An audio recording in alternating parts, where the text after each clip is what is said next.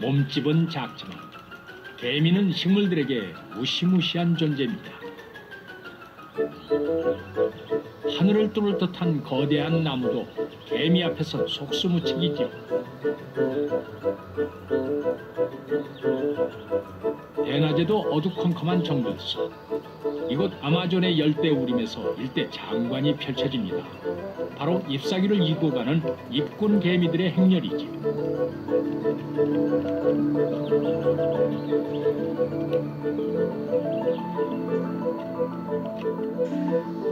큰 일개미는 톱날처럼 생긴 턱을 사용해 잎사귀를 자릅니다. 인류 재단사의 솜씨도 이들을 못 따라갈 정도죠.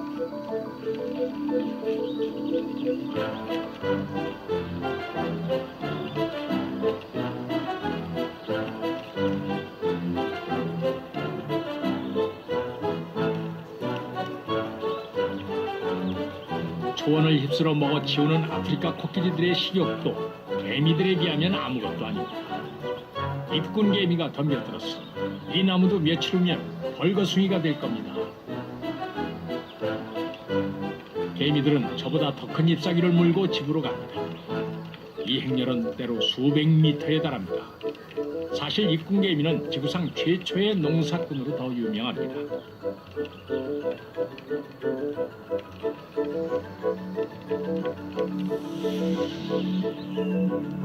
식물을 소화시킬 수 없는 개미는 농사를 짓습니다. 큰 일개미들이 가져온 잎을 작은 일개미들이 잘게 부순 후 버섯균을 파종해 정성 들여 키웁니다.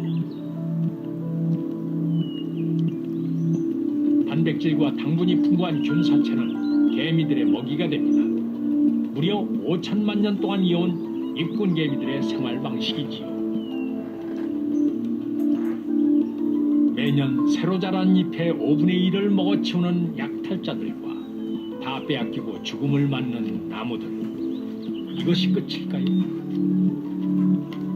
식물은 지능적이며 때론 잔혹하기까지 한 생존 전략을 숨기고 있습니다.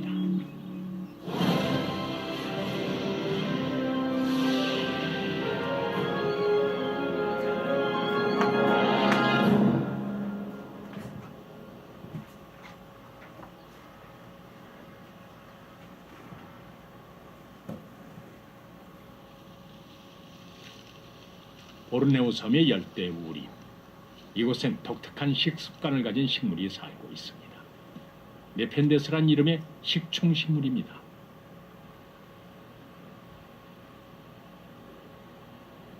보통 식물은 필요한 미네랄을 토양에서 얻고 광합성을 해서 먹고 살죠. 하지만 척박한 환경에서 살아남으려면 다른 방식으로 영양을 보충할 수밖에 없습니다.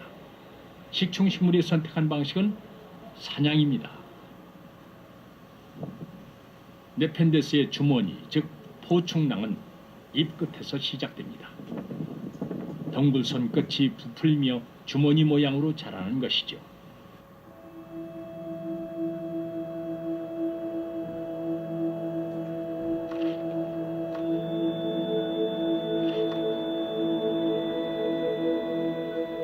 포충낭이 자라면 무늬가 생기고 뚜껑이 열립니다.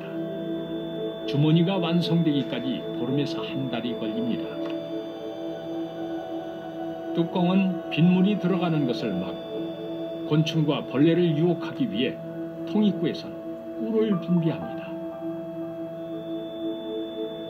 네펜데스의 화려한 색깔과 맛있는 냄새에 이끌려 개미가 찾아옵니다.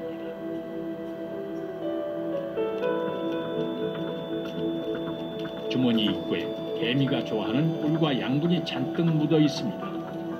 하지만 그것은 달콤한 죽음의 덫일 뿐이지요.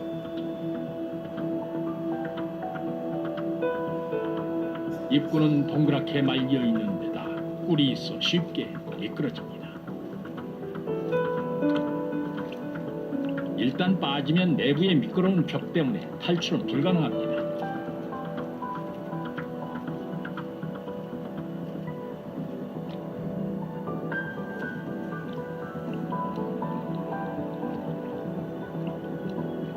이제 네펜데스는 며칠에 걸쳐 서서히 소화액으로 개미를 분해하고 영양분을 흡수한 후 껍질만 남길 것입니다.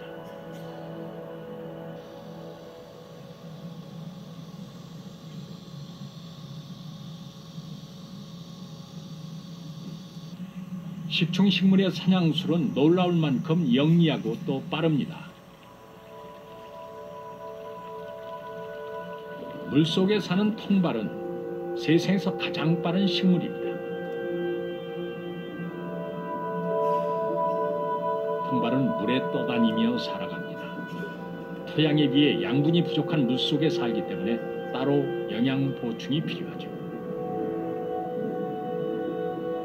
가지 사이에 좁쌀만큼 작은 크기로 잔뜩 붙어있는 것은 벌레를 잡기 위한 주머니입니다.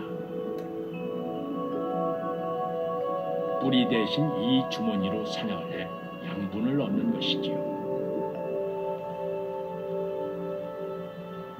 통발이 주로 사냥하는 것은 장구벌레와 물벼룩입니다. 장구벌레가 가까이 가자마자 주머니 안으로 빨려 들어갑니다. 눈 깜짝할 사이에 상황은 종료됩니다.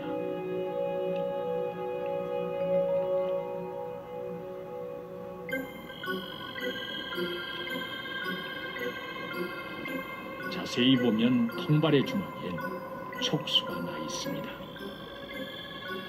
건드리는 순간 진공청소기처럼 벌레를 빨아들이죠. 뚜껑이 닫히면 벌레는 질식해 죽습니다.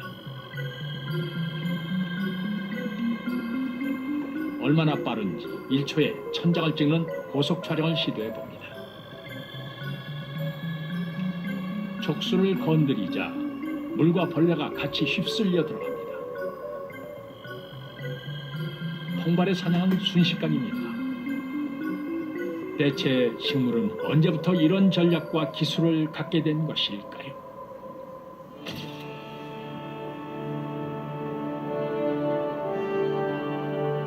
(45억 년 전) 갓 태어난 지구에는 생명이 없었습니다. 온실가스로 가득 찬 대기와 뜨겁고 짠 바닷물이 전부였지요. 그렇게 수억 년이 흐르고 놀라운 일이 벌어졌습니다. 바다에서 최초의 생명체가 태어난 것이죠. 호주 서부해 여기서 서식하는 스트로마톨라이트는 35억 년 전 광합성을 시작하고 산소를 생산해낸 세균이 만든 것이죠.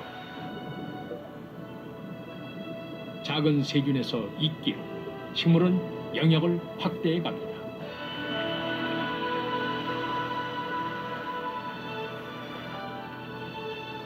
(4억 년 전) 고생대 실루 이야기. 바다를 벗어나 육지로 나온 최초의 식물은 쿡소니아였습니다. 반으로 갈라진 줄기 끝에 포자가 달린 식물이었죠. 이 초기 식물은 번식과 수분 유지를 위해 물가를 떠나서는 살 수 없었습니다.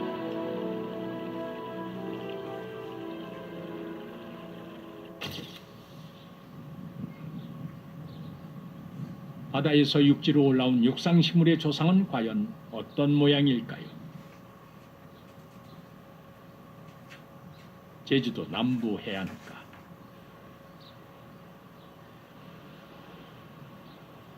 솔잎나는 유력한 최초의 육상식물 후보입니다.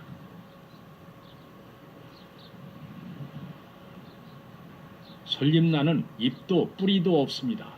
Y자 모양으로 갈라지는 줄기는 원시식물이란 징표죠.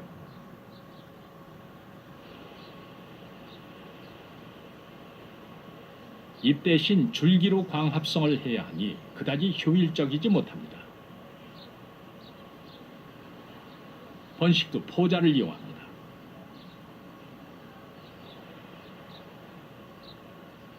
줄기에 매달린 포자낭에서 포자가 성숙하면 바람에 날아가 습한 곳에 떨어져 번식을 하죠.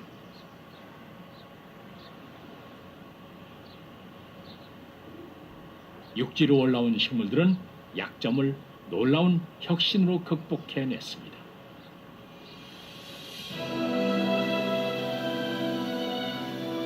지구에 최초로 나무가 등장한 건 3억 7천만 년 전, 바로 아케오페리스였습니다.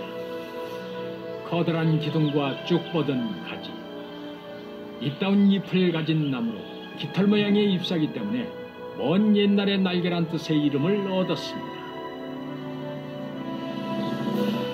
8m 높이까지 자라는 아케옵테리스는 오늘날의 침엽수와 비슷한 모습이었지요.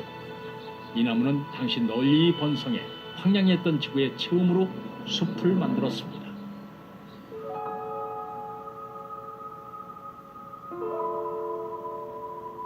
비늘 무늬가 아름다운 이 화석은 레피도덴드론이란 나무의 것입니다. 3억 년 전에 등장한 레피도덴드론은 10층 건물 높이만큼 자랐습니다. 큰 키와 무성한 나뭇잎으로 왕성한 방합성 작용이 가능했고 지구 전체의 습지를 점령할 수 있었습니다.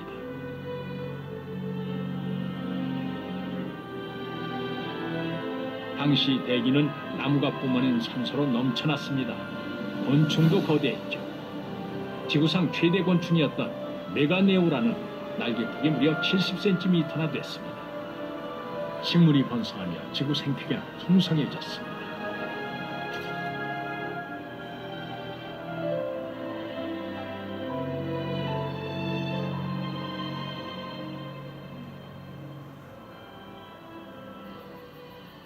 코스타리카의 열대림.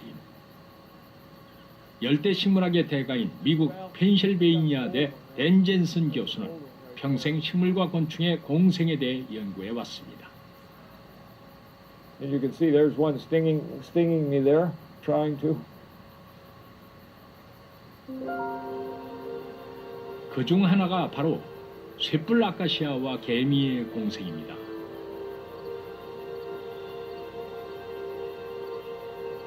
소의 뿔처럼 큰 가시가 달린 아카시아엔 개미가 살고 있습니다.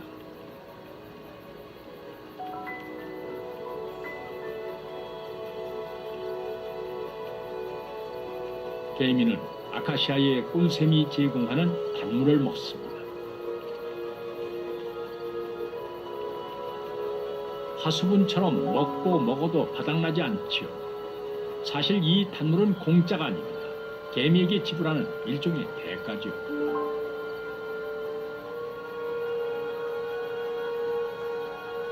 잎사귀 끝에선 갈색의 점액이 분비됩니다. 여기엔 단백질을 비롯한 영양분이 풍부합니다.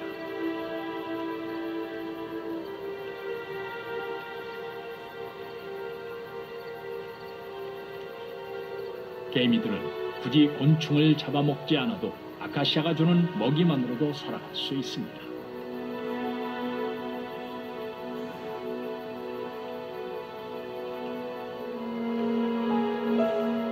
아카시아는 먹이뿐만 아니라 살 집까지 제공합니다.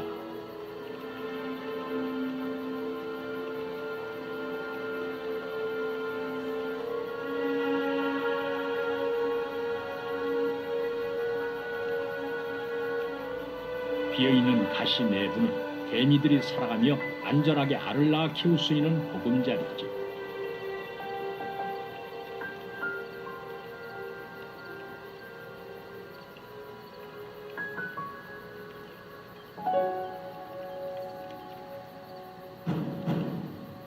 개미가 뻔뻔하게 받아먹기만 하는 건 아닙니다. 개미는 헌신적인 파수꾼으로 아카시아에 접근하는 곤충을 모조리 쫓아줍니다. 무당벌레 한 마리가 무지막지한 개미들의 공격을 버텨내지 못합니다.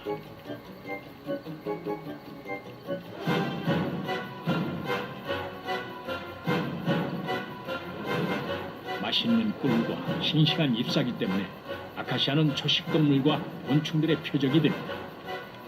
먹여주고 재워주는 대가로 개미는 아카시아를 지키고 보호해주는 것이죠. The tree has changed, evolved, and the ants have changed, evolved. They've changed from being hunters to being policemen. And all they do is protect the tree. She lives about 15 to 20 years. And when she dies, the colony dies. And when the colony dies, the tree dies.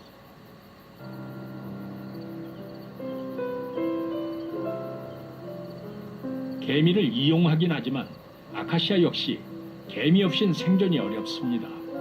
함께 살아가기 위해 자신을 적극적으로 변화시킨 것이죠.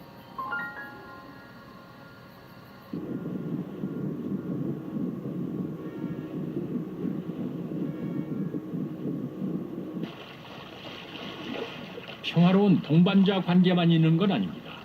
살아남기 위해 킬러 본능을 발휘해야 할 때도 있습니다.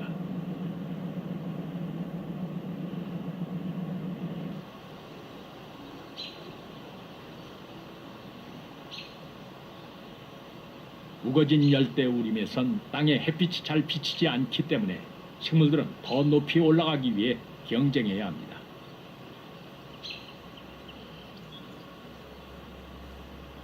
복잡하게 얽히고 설킨 이 거대한 식물은 무화과 나무의 한 종류로 교살자라는 무시무시한 별칭이 따라다닙니다. 교살자 무화과 나무의 전략은 숙주나무를 이용하는 것이죠. 보통 씨앗은 땅에 떨어져 싹을 틔우고 뿌리를 내리지만 교살자 무화과 나무의 방식은 전혀 다릅니다.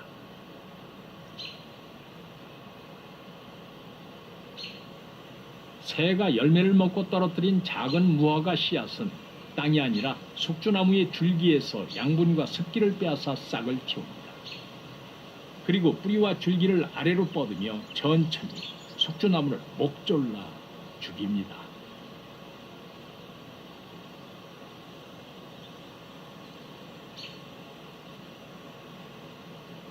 그렇게 5년이 지나면 교살자 무화과 나무는 완전히 뿌리를 내리고 숙주나무에 물까지 훔쳐갑니다. 그리고 숙주나무는 속이 텅텅 빈 채로 말라 죽어갑니다.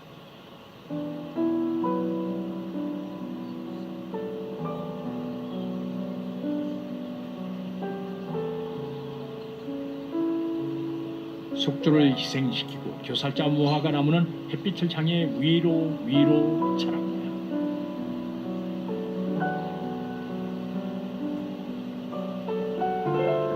아마 수백 년을 살아가며 거대한 나무로 자라 숲의 터줏대감이 되겠지요.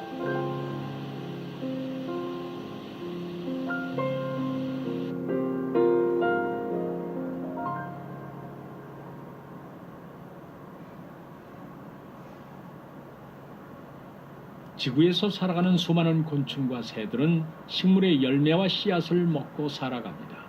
솔자새도 마찬가지죠.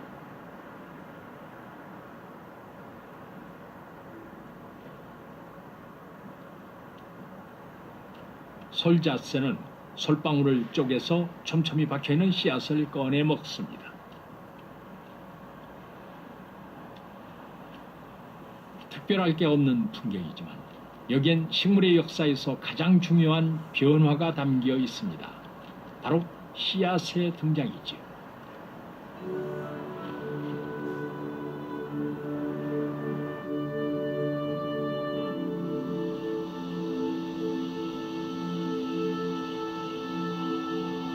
은행나무는 살아있는 화석으로 불립니다.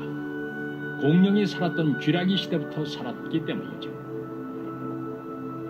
은행나무는 씨앗으로 번식을 시작한 초기의 거시식물로 암나무와 순나무로 따로 분리되어 있습니다.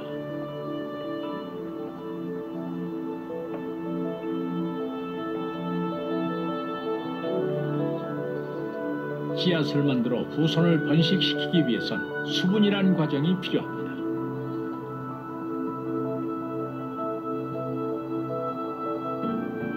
숫꽃의 꽃가루가 암꽃에 전달되어야 가능한 일이지요. 땅에 붙박이로 사는 은행나무는 움직일 수 없습니다. 마주보고 있는 두 남녀가 만날 방법은 오직 바람의 힘을 빌리는 것뿐입니다.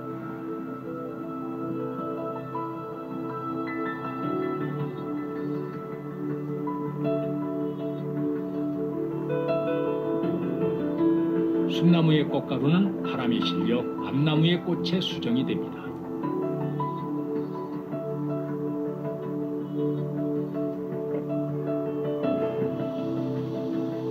수분이 성공적으로 이루어지면 씨앗이 맺힙니다. 흔히 열매라고 알려져 있지만 식물학적으로는 씨앗입니다. 씨앗을 이용한 번식 덕분에 은행나무는 번성했습니다. 열매를 먹은 공룡들과 작은 포유류의 배설물을 통해 씨앗을 퍼뜨렸죠. 하지만 6,500만 년 전 신생대에 들어서며 은행나무는 갑작스럽게 멸종했고 단 한 종만 남아 오늘날까지 이어지고 있습니다.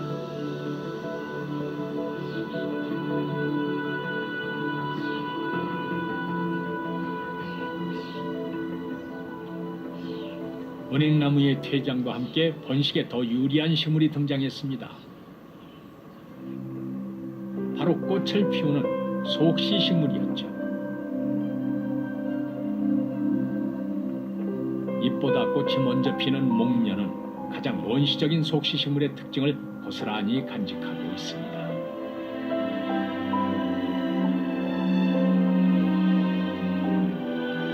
꽃 안에 암술과 수술이 함께 있어 더 효과적으로 수분을 하고 종족을 번식시킬 수 있었지요.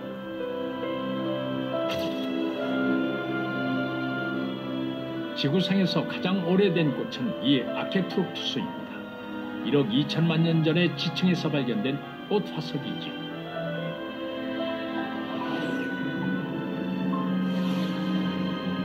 오늘날 꽃과는 퍽 다른 모습입니다. 꽃잎과 꽃받침이 없던 아케프룩투스는 속시식물의 초기 구조를 가진 것으로 밝혀져 가장 오래된 꽃으로 인정받았습니다. 수생식물이었지만 꽃은 수면 위로 나와서 바람이나 곤충에 의해 꽃가루를 퍼뜨렸습니다.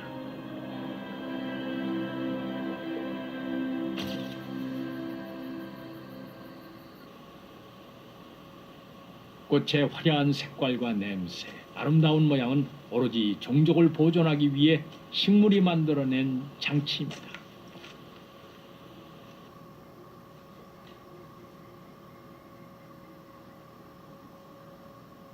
보르네오 섬 열대우림의 깊은 곳, 어두침침한 숲바닥에 놀라운 꽃이 자라고 있습니다. 세상에서 가장 큰 단일꽃을 피우는 라플레시아입니다. 꽃이 아주 발달해서 속시식물 중에서도 가장 알아보기 쉽지요.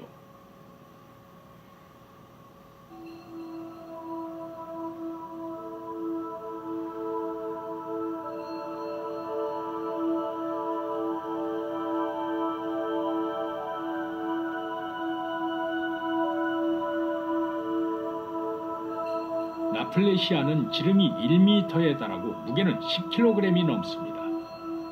꽃이 다 피는 데만 일주일이 걸리죠.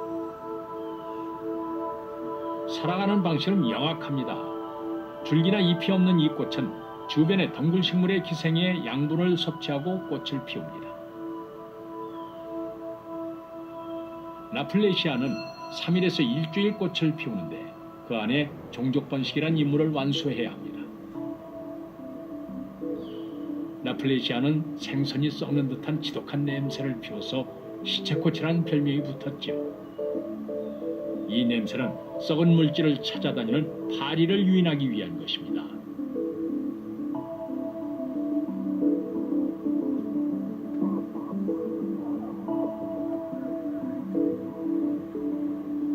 냄새를 쫓아 날아든 파리는 먹이를 먹는 사이 꽃가루를 묻혀 다른 꽃으로 배달을 합니다.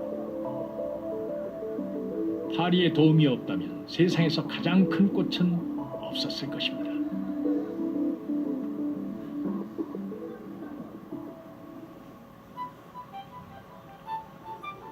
땅에 뿌리를 내리고 사는 식물은 움직일 수 없습니다. 하지만 누구보다 넓은 세상을 여행하며 종족을 퍼뜨립니다. 바로 꽃이 있기 때문에 가능한 일이죠. 꽃들은 맛있는 꿀과 화려한 색깔을 미끼로 중매쟁이들을 불러들입니다. 꿀벌이 꿀만 배불리 먹고 떠나는 건 아닙니다. 알고 보면 꽃가루를 배달하는 심부름꾼에 불과하죠.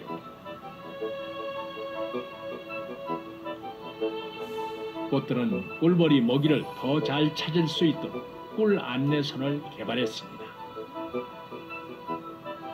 곤충은 사람의 눈에 보이지 않는 자외선을 볼 수 있습니다. 카메라에 자외선만 통과시켜 사진을 찍어보면 보이지 않던 무늬가 보입니다.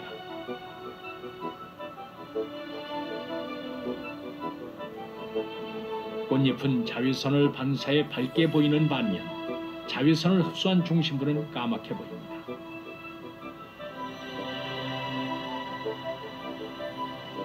상사화를 볼까요? 중심부를 향해 길쭉한 선이 나 있습니다. 이 꽃도 마찬가지입니다. 벌에게 먹이의 위치를 알려주는 표식이지요.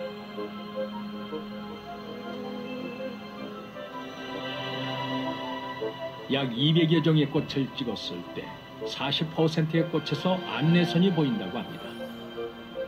실제 꿀벌도 검게 나타난 부분을 중심으로 돌아다닌다고 하니 곤충을 위한 맞춤 전략이 아닐 수 없습니다.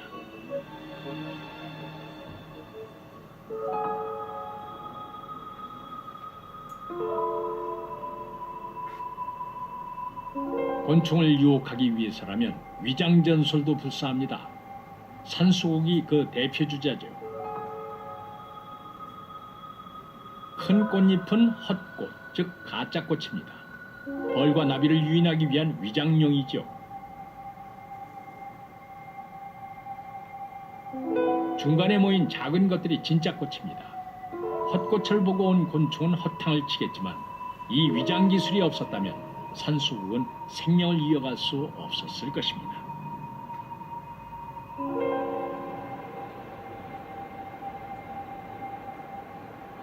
혹독한 추위가 찾아오는 극형. 식물은 보이진 않지만 죽은 것은 아닙니다. 잠들어 있을 뿐이죠.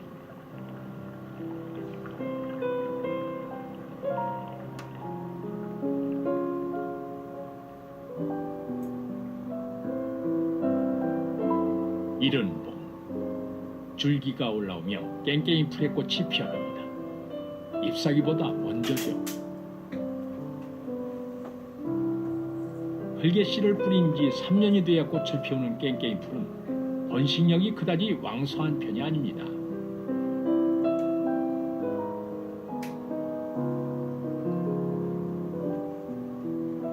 몸에 비해 커다란 꽃을 피우는 건 벌과 나비를 불러들이기 위해서죠.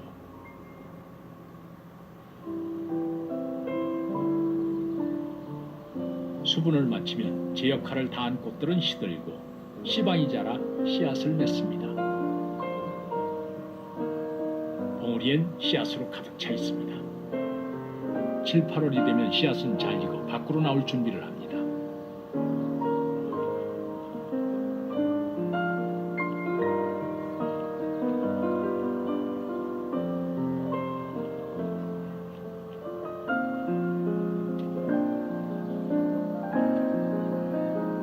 깽깽이 풀은 씨앗을 퍼뜨리기 위해 개미를 이용합니다. 갈색의 씨앗 표면에 붙은 하얀 물질은 엘라이오솜이라는 것으로 달콤한 맛을 냅니다. 개미를 유인하는데 이만한 미끼가 없지요.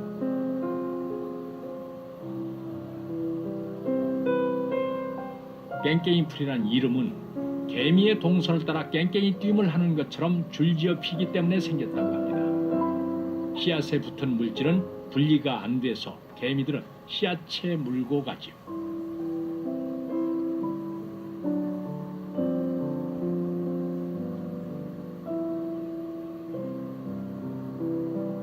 개미들은 엘라이오솜만 먹고 씨앗은 내다 버립니다. 그렇게 씨앗들은 널리 퍼져서 새로운 싹을 틔우게 되는 것이죠.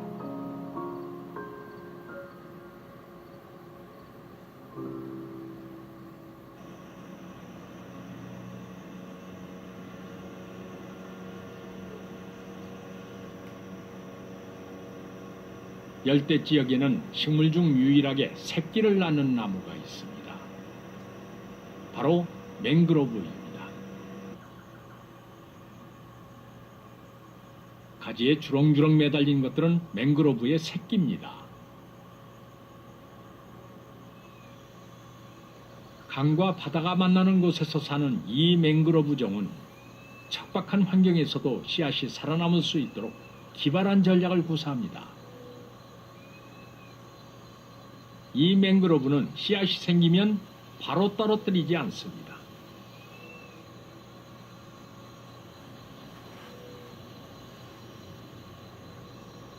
씨앗은 상당 기간 어미나무에 붙어서 발아합니다.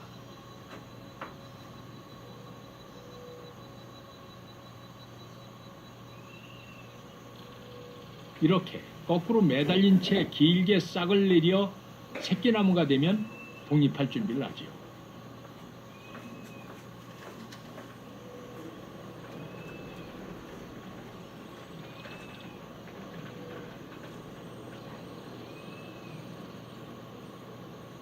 새끼나무들은 진흙벌에 떨어져 그대로 박힙니다. 그리고 물에 흘러가지 않게 보호해주는 어미 주변에서 뿌리를 내립니다.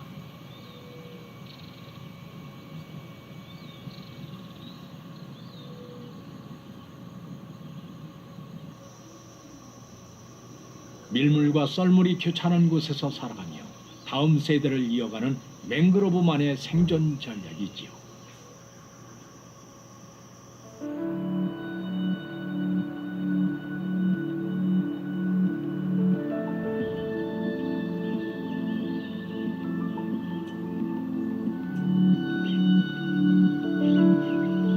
열대우림에 사는 어떤 식물들은 곤충보다 새들을 기다립니다.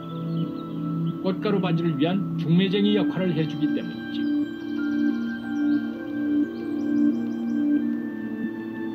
그 중에도 벌새는 독보적입니다. 아메리카 대륙에서만 사는 벌새는 꽃과 뗄래야 뗄 수 없는 관계입니다. 어른의 엄지손가락보다 조금 큰 벌새는 초당 8번의 날갯짓을 하며 공중에 정지한 상태로 꿀을 먹습니다. 꽃엔 앉을 자리가 없기 때문이지요.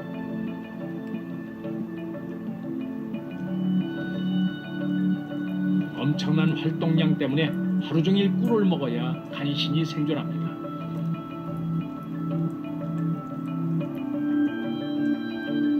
화려한 색을 자랑하는 여러 종류의 헬리코니아는 벌새의 부리와 식성에 맞춰 다양한 꽃을 피우고 풍부한 꿀을 생산합니다. 번식을 위해서죠. 꿀방이 깊이 숨어있는 헬리코니아엔 길게 굽은 부리가 안성맞춤입니다. 벌새의 부리와 헬리코니아의 꽃은 열새와 자물쇠처럼 딱 들어맞죠. 헬리코니아는 벌새가 아니면 스스로 번식할 수 없습니다. 배불리 먹을 꿀을 주는 대신 부리에 꽃가루를 묻혀 배달을 시킴으로써 번성할 수 있었던 것입니다. 헬리코니아와 벌새, 서로에게 맞춰 가장 적합한 모습으로 적응한 결과입니다.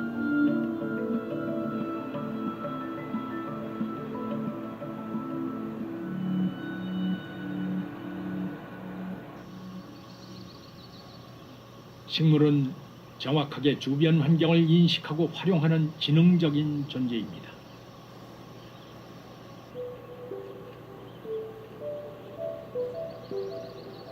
마치 살아있는 동물처럼 나무를 기어오르는 담쟁이.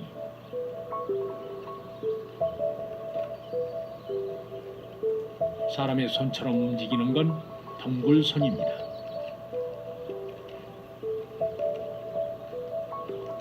담쟁이는 무작정 위로 향하는 게 아닙니다.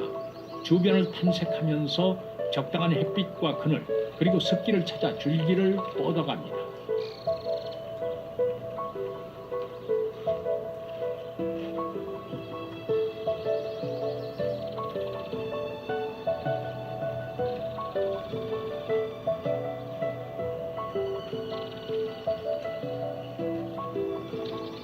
담쟁이는 나무 타기에 적합한 독특한 구조를 갖고 있습니다.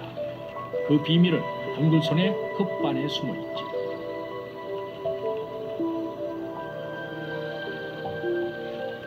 덩굴손엔 지름이 3mm 정도 되는 동그란 흙반이 여러 개 있어서 줄기를 단단히 달라붙게 합니다. 그리고 접착 물질을 분비해 콘크리트처럼 접착력을 강하게 만들죠. 덕분에 담쟁이 줄기는 제무게의 200만 배나 강하게 벽을 붙잡을 수 있습니다.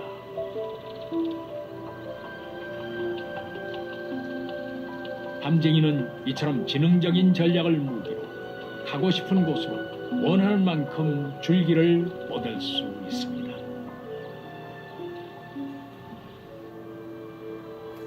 식물의 반응은 동물의 신경 반응만큼 복잡합니다. 파리 지옥을 보면 알 수 있죠. 조개 껍질 모양의 포충기 안엔 세상에 예민한 감각모가 있습니다. 감각모를 건드리는 순간 포충기가 다쳐버립니다. 사냥은 1초 안에 끝납니다.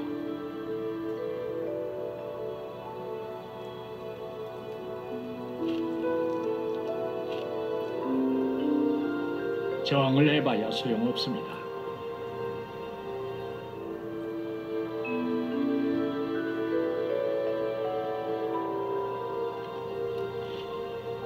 맹수의 입처럼 먹잇감을 포획한 파리지옥. 저항하는 벌레를 절대 놔주지 않습니다.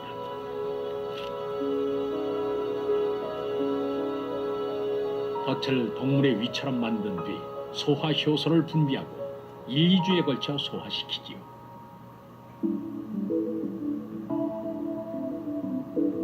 덫이 잘못 다치는 걸 막기 위한 방책도 있습니다. 감각모가 0.5초에서 30초 간격으로 2번 자극해야 덫이 닫힙니다.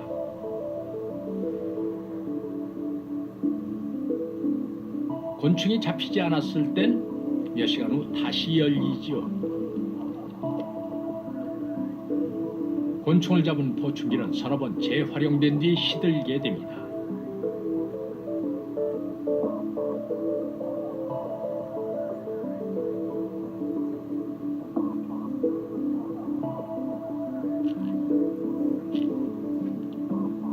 곤충에서부터 작은 개구리까지 파리지옥은 덫에 걸리면 닥치는 대로 녹여버립니다.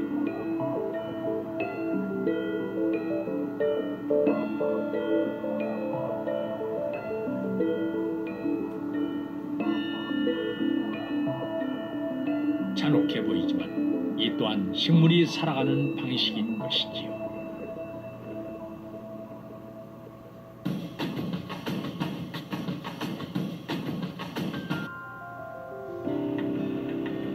이런 잔인하고 영악한 전략 덕분에 식물은 지구상에 번성할 수 있었지만 그 혜택은 고스란히 자연으로 돌려줍니다. 파나마에 있는 미국 스미소니언 열대연구소의 앨런 허리 박사는 무화과 나무의 헌신을 그 예로 듭니다.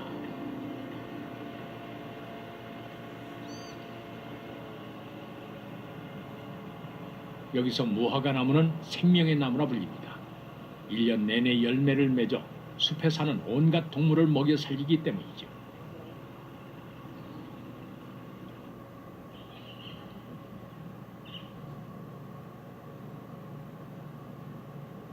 무화과 나무가 그 역할을 할 수 있는 것은 특별한 동반자, 무화과 말벌이 있기에 가능합니다.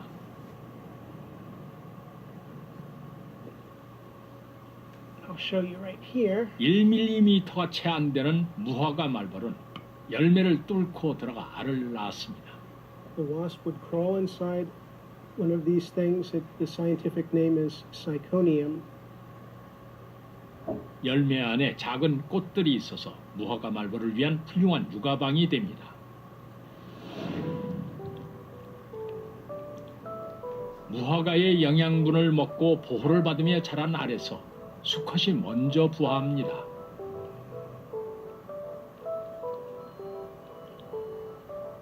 꼬리에 정자 주머니를 달고 있는 것이 수컷이죠.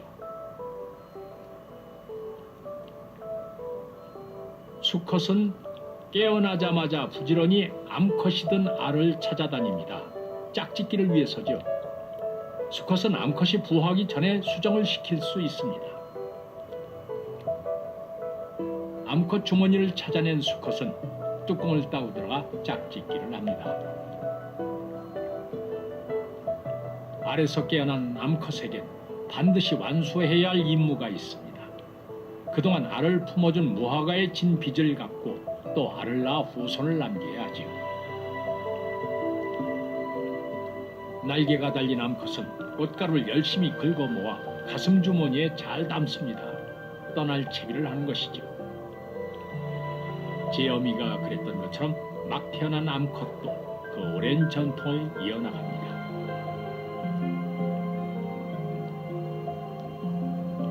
암컷은 무화과의 꽃가루를 다른 나무에 전해줍니다.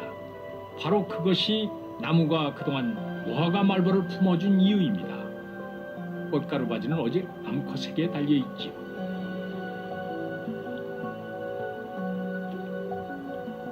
헌신적으로 알을 품어주는 무화과 나무와 그 대가로 목숨을 바쳐 꽃가루를 전해주는 무화과 말벌. 아름다운 공생관계는 오랜 세월 동안 지속되어 왔습니다. This is coevolution in the sense that for over 90 million years, 80 million years at least, figs have used wasps to pollinate them, and wasps have used figs to reproduce. And the characteristics of each one have become very finely tuned to allow the other one to exploit the system. 열매는 무화과 나무와 무화과 말벌의 합작품입니다. 희생과 헌신을 통해 나무는 동물들을 먹여 살리며 먼 옛날부터 숲속 생태계를 유지해 온 것이지요. 지구상에 사는 수많은 동물들은 식물에 의지해 살아갑니다.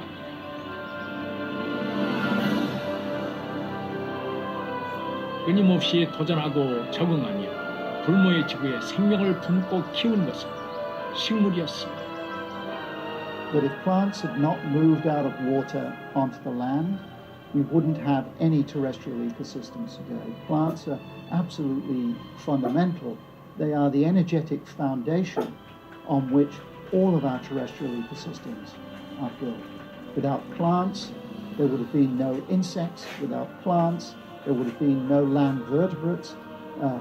Without land vertebrates, there would have been no us. 아직도 똑똑한 인간이 식물을 이용한다고 생각하십니까? 농사를 짓게 자신의 유전자를 널리 퍼뜨리도록 식물에 조종당하는 것은 아닐까요? 아낌없이 베풀수록 더 풍요로워지는 생명, 돌고 도는 영원한 생명의 수학. 그 안에선 인간도 동물도 식물의 부름을 받는 작은 조연에 불과할지 모릅니다.